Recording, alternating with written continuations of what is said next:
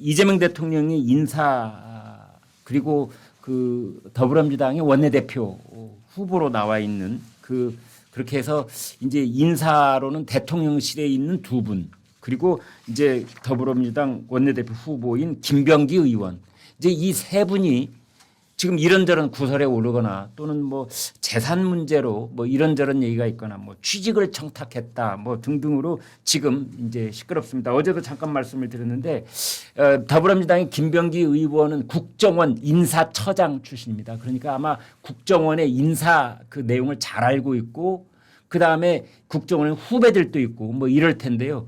그 김병기 의원의 부인 되는 이가 국정원에 전화를 걸어서 기획실장한테 왜 우리 아들이 시험을 쳐가지고 체력 검정이나 필기 시험은 합격을 했는데 면접에서 떨어뜨렸느냐 이렇게 거의 항의하다시피 그다음에 뭐 이렇게 좀 뭐랄까 혼을 내주는 그런 어투로 이제 얘기한 녹취가 다 또 공개가 됐습니다. 거기에 또 뭐 국정원 쪽에서는 좀 이렇게 뭐랄까 절절 매는 듯한 그런 느낌으로 반드시 뭐 경력직을 뽑는 그러한 프레임을 하나 만들어서 아드님을 뽑도록 하겠다. 그리고 그 아들은 국정원에 취직이 됐습니다.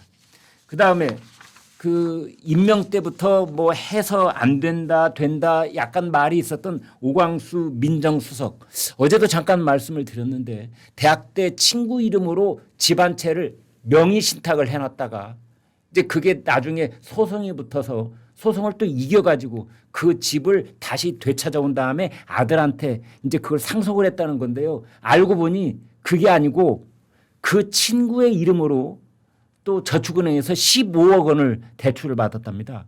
그런데 이 15억 원을 대출을 받았는데 그 15억 원을 마지막에 변제한 사람은 오광수 수석이 아니고 그 저축은행 오너가 그 돈을 변제를 했다는 거예요. 그래서 그 당시가 이제 오광수 이분이 검찰에서 실력자일 때인데 도대체 오광수 당시 그 검찰 간부하고 이 해당 저축은행 오너 사이에는 도대체 무슨 일이 있었길래 15억 원이라는 돈을 차명으로 빌릴 수가 있었고 돈을 갚을 때는 또 그 저축은행 오너가 대신 갚아주고 그리고 그 집은 오광수 그 부인이 다시 되찾아오는 법원 판결을 또 받아내고 그리고 그걸 또 아들한테 상속을 해주고 지금 이렇게 돼 있고요. 그다음에 위성락 안보실장은 제가 제 말이 아니고 석간신문에 나온 표현 그대로 말씀을 드리겠습니다.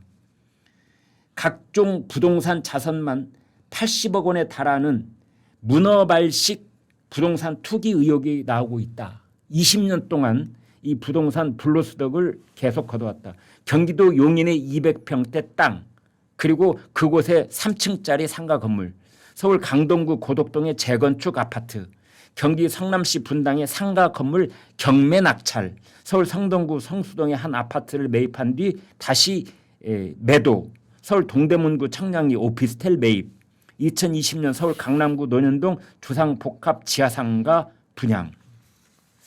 자 이런 상황인데요. 성춘 의장님께요. 예. 지금 이재명 대통령이 이제 그 인사를 한 그 오광수 위성락 이 두 분.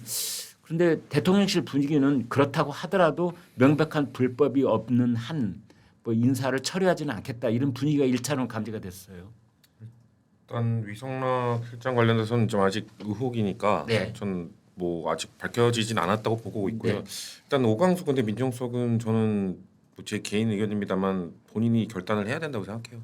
그러니까 저는 민정수석 임명되기 전에 논란이 좀 있었을 때 뭐 특수통 출신이라서 뭐 이런 네. 얘기 많았잖아요. 저는 그건 전혀 문제가 되지 않는다고 생각했거든요. 오히려 검찰 개혁을 하기 위해서는 검찰 출신, 특수통 출신이 오히려 더 의지만 있다면 잘할 수 있다라는 생각이 있었고 그래서 저는 임명되기 전 논란에 대해서는 이거 왜 논란이 되지? 오히려 대통령이 저는 승부수를 던지신 거라고 봐서 괜찮다고 봤는데 근데 지금 일단 차명 본인이 인정을 했잖아요. 그러니까 거기에 지금 차명뿐만 아니라 이 갚는 과정에서 정말 아까 다른 사람이 갚아줬다.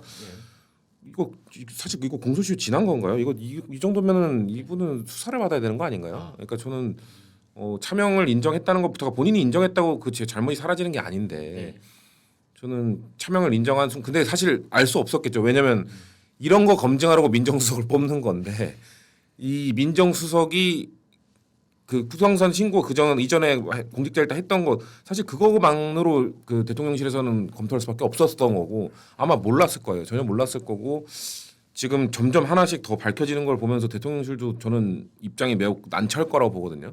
근데 대통령실에서는 뭐 본인이 밝힌 바에 가름하겠다. 가름이란 또 단어를 거기다 썼어요. 그러니까 거기 사실 저희도 지금 밝혀지는 거 보고 아는 거지 네. 더 이상 모를 사전에 몰랐다 그런 뜻이에요. 뭐 알 수가 없죠. 왜냐면은 이 신고할 때 그리고 저희 보통 대통령실 인사할 때뭐 수십 가지 질문 이렇게 응답하고 네. 하는 거 있거든요.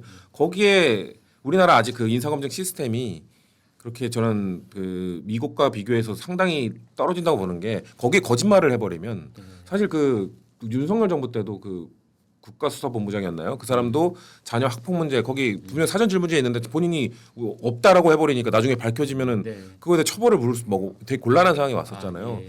그러니까 저희 지금도 마찬가지. 이것도 저는 오광수 민정수석 관련해서 대통령이 사전에 이 정도의 논란이 있고 뭔가 혐의가 있다는 걸 몰랐을 거라고 보기 때문에 이 정도가 되면 저는 스스로 결단을 해주는 게 좋다고 봅니다. 본인이 얘기를 안 한 거잖아요. 본인이 사실 나 이런 것도 논란이 있고 과거에 이거 차명했던 거 맞다라고 사전에 얘기를 했다면 모를까. 근데 본인이 얘기 안 하고 숨긴 거였다면 본인이 결단해야죠.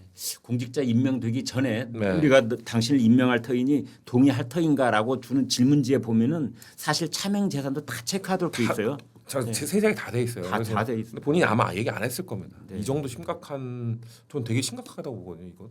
호 대변인께요. 그런데 이제 그 민정수석이란 자리는 앞으로 이재명 정부가 사람을 쓸 때 저 사람의 오물이 묻었는지 좀 검사 좀 해봐 이런 임무를 맡은 사람인데 네. 이 사람 임명받은 다음에 외투를 딱 벗어보니까 본인 몸에 그냥 오물이 덕지덕지한 이런 상황인데 네. 문제는 그 대통령이 새로 이제 정부를 구성할 때 할 수 있는 핵심 인사, 총리, 비서실장 그 다음으로 세상 사람들이 주목하는 자리 중에 하나가 민정수석이에요. 그렇죠. 예, 그래서 이 자리를 다시 무르고 바둑 수를 두기에는 갑자기 인사 포석이 이상해질 수가 있잖아요. 네, 네.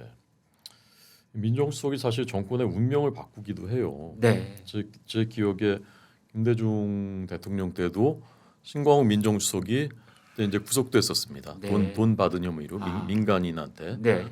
그때 뭐 내가 돈 받았으면 내가 할복하겠다 이런 말을 했었어요. 네. 인터뷰에서. 근데 나중에 이제 어쨌건 이제 혐의가 밝혀져서 이제 다 기소됐죠. 판결은 기억이 안 나는데 예.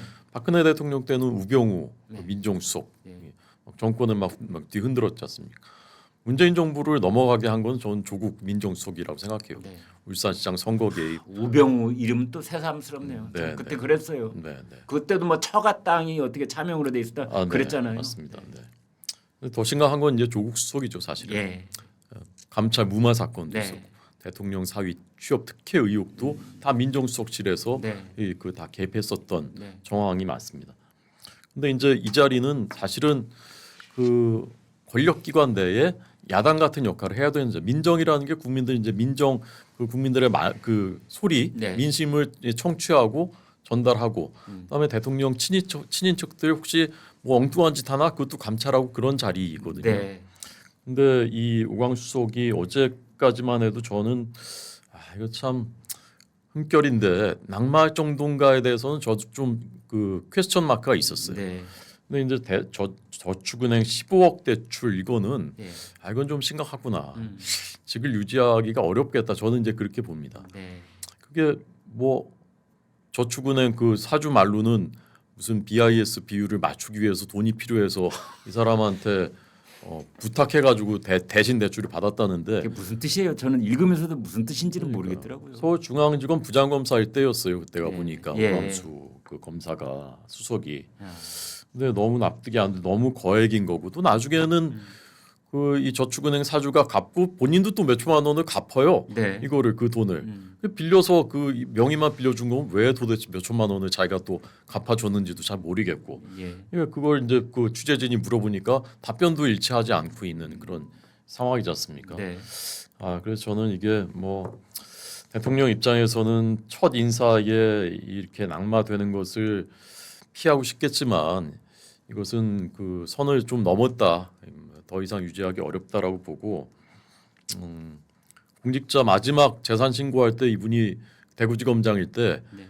아파트 한 채 뭔가 해서 14억 있고 근데 부채가 14억 있어서 1,000만 원이다 재산 이렇게 신고를 했더라고요. 네. 진짜 청렴한 공직자잖아요. 네. 국민들이 그렇게 알았을 텐데 알고 보니까 재산을 숨겨가지고 신고를 안 했고 다 위법이 다 불법이었던 거고 또 이것까지 드러났기 때문에 근데 제가 또 한 가지 좀 재미있게 보는 포인트 중에 하나 뭐냐면요. 지금 이른바 좌파 매체들이 예. 다 이 인사검증 그 보도를 막 하는데 예. 그 오광수 예. 그다음에 위성락 예. 이게 그 이른바 뭐 개딸들 또는 이쪽에서 맞듣지 않게 생각했었던 인사들이에요. 아. 이 사람들한테 초점이 집중되고 있어요. 검증의 초점이. 네. 그래서 하여간 그런 부분도 좀 뭐 그렇네요. 예, 그건 네. 작용하는 거 아닌가 싶기도 오광수 합니다. 민정수석은 뭐 검찰 특수통이다 그래가지고 네. 내부적으로도 반발이 있었고 위성락 이분은 또 뭐 친미주의자다 그래서 또 네. 내부적으로 또 뭐 설왕설래가 좀 있었고 그런데 임승호 대변인께요. 근데 저는 이제 일단 그 김병기 의원이 말이죠. 그 국정원의 아들 인사청탁을 부인이 했다는 그 녹취가 너무나 생생하고 실감나게 나와버렸어요. 그런데 오늘 석간에도 서영교 의원하고 이렇게 대문짝만하게 인터뷰를 해서 이제 모레 원내대표의 출사표를 던졌는데 모레 이제 원내대표 의원들이 투표를 하게 되잖아요. 그분 끝까지 원내대표 뭐 중도 하차하지는 않는 모양이죠. 뭐 본인이 지금 강력하게 부인을 하고 있고 언론 어떤 인터뷰에 부인이에요?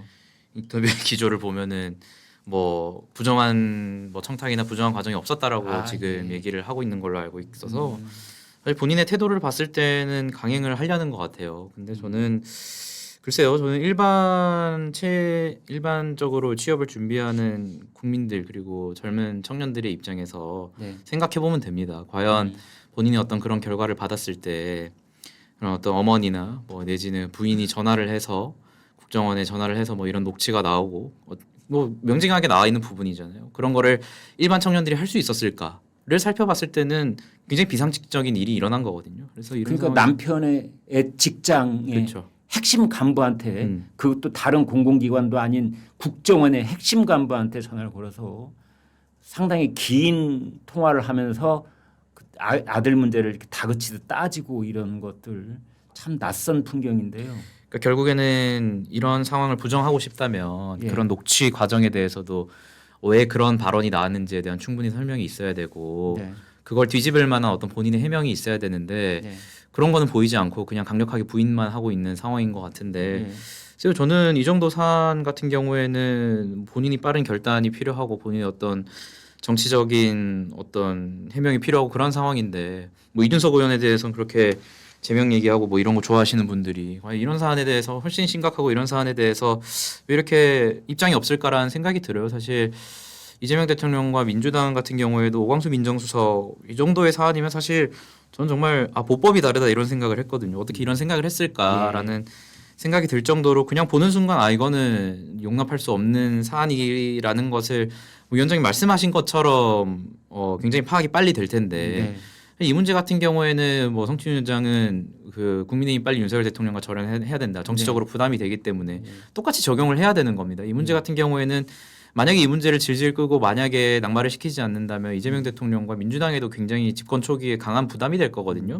이런 상황에서 왜 빨리 절연을 하지 못할까? 본인들이 국민의힘과 윤석열 대통령에 대해서 했던 그런 말들을 저는 진심 어린 조언이었다라고 봐요. 빨리 윤석열 대통령과 절연을 해서 보수가 회복해야 된다. 그래서 보수와 진보가 선의의 경쟁을 하면서 정치를 발전시켜야 된다라고 좋은 말들 말씀 많이 하셨잖아요. 네. 그 기준들을 본인들에게도 빨리 적용시켜서 문제가 되는 인사에 대해서는 빨리 그냥 처리를 하는 게 맞지 않을까 그런 생각이 듭니다. 원내대표 성 회장님, 원내대표 선거는 모레 원내대표 오해할 수 되셨네. 있는 발언을 자제해 주시기 바랍니다. 아니 네. 모레 예. 원내대표 선거는 그냥 그대로 진행되는 겁니까? 이것도 사실 뭐 김병기 의원이 해명을 하고 있는 상황에서 본인이 결단하지 않으면 그대로 진행되겠죠. 네. 그러니까 지금 김병기 의원 주장은 이거죠. 그러니까 오히려 본인의 아들이 그 국정원 내부에 본인을 좀 음해하는 세력들로 인해서 네. 다 통과됐는데 사실 그들이 끌어내린 거다. 그러니까 내 아들이 피해를 받은 거다. 그러니까 네. 내가 피해자다. 네, 내 아들이 피해자이기 아들이 때문에 피해자의 부모가 전화하는 게 왜 문제냐. 그러니까 저는 뭐 그게 김병기 의원의 해명이 맞다면 피해자는 맞죠. 근데 네. 그거를 아까 임승호 대변인 말한 것처럼 모든 사람들이 그런 억울한 일을 당했을 때 그렇게 전화를 할 수 있는 위치에 있는가 이거에 대해서는 고민을 해봐야 된다고 생각해요. 네. 그러니까 본인이 해명할 건 해명하되 그 통화의 적절성에 대해서는 한 번 더 고민을 해보는 게 필요하지 않을까라는 생각이 들고 원내대표 선거에는 아무래도 영향을 좀 미치겠네요. 저는 영향 왜냐하면 사실 분위기상 네. 뭐 당원 투표 20%가 들어가긴 합니다만 네. 사실상 원내대표 선거는 의원들이 투표하는 거였기 때문에 네. 늘 예측을 아무도 못했잖아요. 네. 아무도 예측 못했던 게 왜냐면 원내대표 여론조사, 뭐 당원 여론조사 과거에만 해봐도 결과는 늘 다르게 나오고. 네. 근데 들리는 흐름에서는 김병기 의원이 조금 유리하다는 얘기가 많이 들렸는데 네. 지금 이 분위기가 됐을 때 의원들이 받는 생각은 어떨지 모르겠어요. 해명이 됐긴 합니다만 해명 오케이 해명 되는데 이게 논쟁이 이어지면 당의 부담이다라고 판단하는 의원들도 있을 수 있잖아요. 그렇기 때문에 원내대표 선거 어떻게 될지 저는 모르는 상황으로 넘어갔다라고 저는 이 문제에 대해서 서영교 의원이 따로 얘기한 건 없습니까? 못하죠. 그거를 하시기가 좀 그러지 않을까요? 네. 오히려 서영교 의원은 이걸 언급 안 하실 거라고 생각합니다.